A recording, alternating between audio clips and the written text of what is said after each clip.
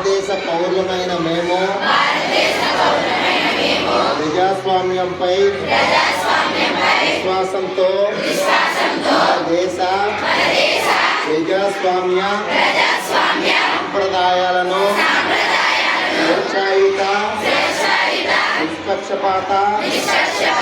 ప్రశాంత ఎన్నికల ప్రభావాన్ని నిలబెడతానని మతం, జాతి, కులం, వర్గం, భాష లేదా ఇటువంటి ఒత్తిడులకు ప్రభావితం కాకుండా ప్రతి ఎన్నికల్లో నిర్భయంగా ఓటు వేస్తారని ఇందు మూలంగా ప్రతిజ్ఞ చేస్తున్నాను.